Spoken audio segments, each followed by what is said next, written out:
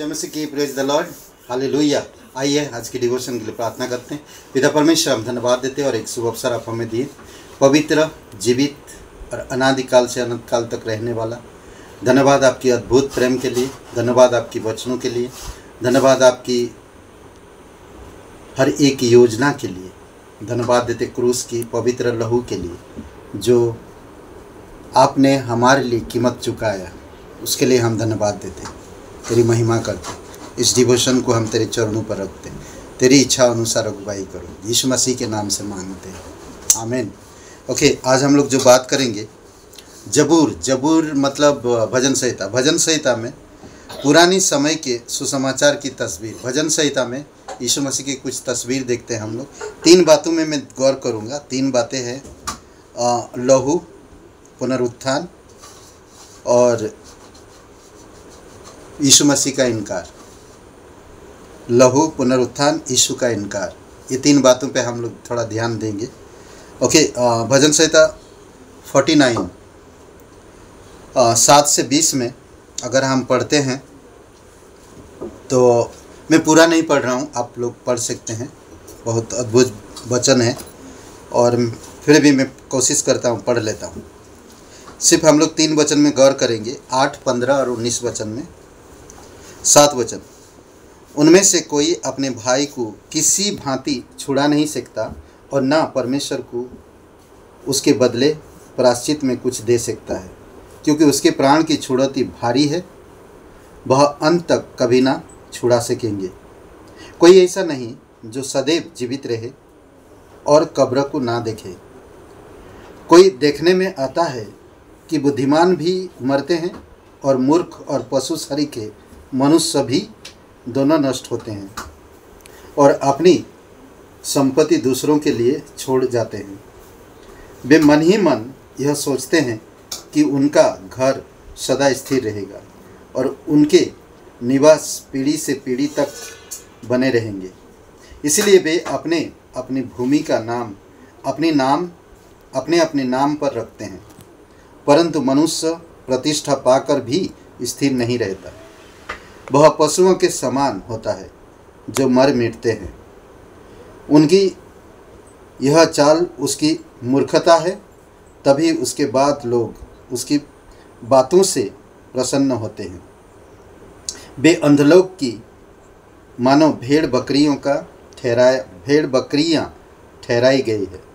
मृत्यु उनका गडरिया ठहरी और भोर को सीधे लोग उन पर प्रभुता करेंगे और उनका सुंदर रूप अंधलोक का कौर हो जाएगा और उनका कोई आधार ना रहेगा।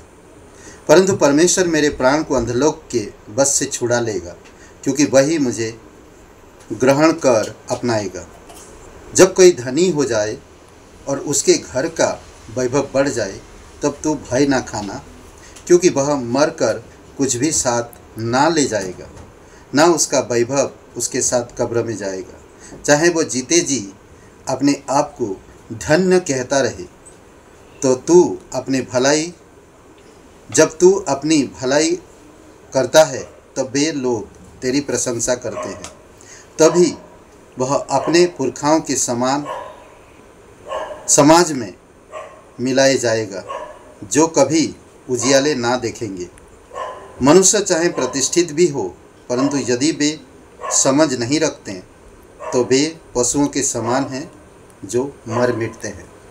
ये कुछ जो भजन में, इसमें हम लोग 3 वचन हम देखते हैं। सबसे पहला वचन हम 8 को देखते हैं, मसीह के लहू से छुटकारा। वचन 8 में, क्योंकि उसके प्राणों की छुड़ौती भारी है, वह अंत तक कभी ना छुड़ा सकेंगे। ओके, कोई भी इंसान अपने प्राण को छुड़ा नहीं सकता जब तक परमेश्वर की दया और कृपा उन पर नहीं होगी। आज वैसे भी देखा जाए तो परमेश्वर की सारे सृष्टि उसके अनुग्रह, उसकी करुणा को दर्शाता है, पर इंसान फिर भी नहीं समझ पाते। इसलिए ज़रूरी है कि हम इस चीज़ को समझें। कोई भी इंसान अपने आप को मुक्ति नहीं करा सकता, पर एक चीज़ है जो यीशु मसीह की बलिदान। परमेश्वर स्वयं इस धरती पर उतर आता, मनुष्य की प्रायश्चित के लिए क्रूस पर बलिदान होता और हम देख सकते हैं पहला जो चीज़ है और वो है उसके प्रथम क्रूस पर प्राप्त किया गया, हमें एक क्रूस से मिलता है। पहला पतरस का 1:19 में, पर निर्दोष और निष्कलंक मेमने अर्थात मसीह के बहुमूल्य लहू के द्वारा हुआ है। यह हर एक मनुष्य के लिए है, उद्धार का कारण है। आज जो कोई भी इंसान यीशु मसीह का नाम लेगा वो उद्धार पाएगा। परमेश्वर ने अपनी तौर तरीका से ये चीज़ों को खुल के दे दिया ताकि इंसान जानता है कि इंसान कभी छुटकारा नहीं प्राप्त कर सकते अपने कर्मों से, अपनी धर्म से, अपनी रीति रिवाज से, अपनी परंपरा से कभी भी वो छुटकारा नहीं प्राप्त कर सकते। इसीलिए परमेश्वर ने ये योजना बनाया, क्योंकि कोई भी मूल्य चुका नहीं सकता छुटकारे के लिए। वचन 7 में जिस तरह हम लोग पढ़ा कि कोई भी छुड़ौती के लिए इतना कीमत नहीं दे सकता, कोई भी नहीं। तो परमेश्वर वो कीमत दिया है, बहुमूल्य लहू। दूसरी बात हम देखते हैं वचन 15 में, मसीह की सामर्थ से पुनरुत्थान। मसीह की सामर्थ से हम लोग स्वयं को पुनरुत्थान नहीं कर सकते। आज लोग बहुत प्रकार की बातें तो करते हैं, बहुत सारे ग्रंथ है, बहुत सारे लोग कहते हैं कि हम मरेंगे तो और कुछ बनेंगे। ये कुछ भी नहीं है। कोई भी इंसान अपने आप को बचा नहीं सकता और ना पुनरुत्थान करा सकता है। वचन 15 में कहता, भजन संहिता 49 वचन 15 में, परमेश्वर मेरे प्राण को अंधलोक के बस से छुड़ा लेगा। अद्भुत वचन कहता, क्योंकि वही मुझे ग्रहण कर अपनाएगा। जो परमेश्वर आपको मुझे बनाया वही हमें पापों से, नरक से, अंधलोक से छुड़ाएगा और हमें अपनाएगा। अद्भुत है। इसकी दूसरी हम देख सकते हैं, दूसरा पहला कुरिन्थियों का 15 अध्याय वचन 52 में, 52 में 15:52 फर्स्ट कुरिन्थियों। दूसरा, उसके आगमन पर स्थान लेगा। और यह भाग, यह क्षण भर में पलक मारते ही, अंतिम तुरही फूंकते ही होगा, क्योंकि तुरही फूंकी जाएगी और मुर्दे अविनाशी दशा में उठाए जाएंगे और हम बदल जाएंगे। अद्भुत है ना। एक क्षण में जितने भी लोग आज विश्वास करते हैं, आज हम कभी बोलते ना कि यीशु मसीह हमारे लिए क्रूस पर लहू बहाया, हमारे छुटकारे के लिए यीशु मसीह कब्र में गया और आप और मेरे कारण ही वो पुनरुत्थान हुआ और यीशु मसीह स्वर्गारोहण हुआ। ये बात हम आज यकीन करते हैं। और सच में एक दिन जब यीशु आएगा बादलों पर, तो वो एक दिन क्या करेगा, हम सब जो मरे हैं जी उठेंगे और क्षण भर में पलक झपकते हम स्वर्ग में होंगे और हम बदल जाएंगे। अद्भुत है। तीसरी बात हम देखते वचन 19 में, भजन संहिता 49 और वचन 19 में, मसीह के इनकार का दंड। जो लोग मसीह को इनकार करते हैं उनका क्या होगा। करेक्ट। तभी वह अपने पुरखाओं के समान समाज में मिलाया जाएगा जो कभी उजियाला ना देखेंगे। अद्भुत है ये वचन। कभी नहीं उजियाला देखेंगे ये लोग।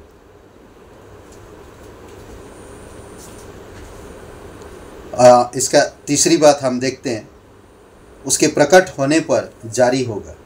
जब वो यीशु प्रकट होगा तब जारी होगा। दूसरा थेसलोनियों का पहला अध्याय 7-8 वचन में, और तुम्हें जो कलेश पाते हो हमारे साथ चैन दे, उस समय जबकि प्रभु यीशु अपने सामर्थी दूतों के साथ धधकती हुई आग में स्वर्ग से प्रकट होगा, और जो परमेश्वर को नहीं पहचानते और हमारे प्रभु यीशु मसीह के सुसमाचार को नहीं मानते उनसे पलटा लेगा, और वो अपने पुरखाओं के साथ जाकर वहाँ पर रहेंगे जो नरक कहते हैं। और वो नरक अनंत का है। वहाँ से कभी उजियाला को देख नहीं पाएंगे वो लोग, वो तड़पते रहेंगे। इसलिए आज मौका है हमें परमेश्वर के करीब रहने का, परमेश्वर की गहराई को समझने का, परमेश्वर के साथ एक पवित्र रिश्ते को मजबूत बनाने का, परमेश्वर के रहस्य को समझने का। परमेश्वर ने सब कुछ खुल के दिया है। हमें पवित्र बाइबल से हमें सीखने की ज़रूरत है, हमें समझने की ज़रूरत है, हमें उसकी समझ और उसकी प्रेम और उसकी ध्यान को ध्यान देने की ज़रूरत है, हमें उसके वचनों को ध्यान देने की ज़रूरत है। तो ये भजन में हमें यीशु मसीह के सुसमाचार का तस्वीर देखते हैं, पुराने समय के सुसमाचार की तस्वीर हम भजन संहिता में देखते हैं। 49 भजन को आप अच्छा से पढ़िए, उसको मनन करिए और आप उसमें यीशु के बारे में सोचिए। आमीन। आइए प्रार्थना करते हैं। पिता परमेश्वर, प्रभु यीशु मसीह, हम धन्यवाद देते हैं, आपकी स्तुति महिमा करते हैं। दयालु और करुणामय परमेश्वर, इस वचन के द्वारा भाई बहनों को प्रोत्साहन करो, तेरे वचनों में प्यार कर सके, तेरे वचनों को पढ़े रोज, तेरे वचनों में मनन कर सके, तेरे पवित्र वचनों को सीने से लगाकर उसे अपनी प्राथमिकता बना सके। वही वचन हमें प्रोत्साहन करता, निराशा से हमें आशा देता है, कमजोरी में हमें बल देता है। हम जब भूखे प्यासे होते हैं हमें तंदुरुस्त और ताज़ा बनाता है। धन्यवाद देते तेरे वचनों के लिए, धन्यवाद देते तेरे सुसमाचार के लिए, धन्यवाद आपकी अद्भुत योजना के लिए। तेरी महिमा करते प्रभु यीशु। प्रत्येक भाई बहनों को आप अगुवाई करो और अभिषेक करो, यीशु मसीह के नाम से मांगते हैं, आमीन। हे ब्रदर एंड सिस्टर, सबको जय मसीह की। वचन को सुनिए आप ध्यान से और उस वचन को पढ़िए। बहुत बहुत धन्यवाद।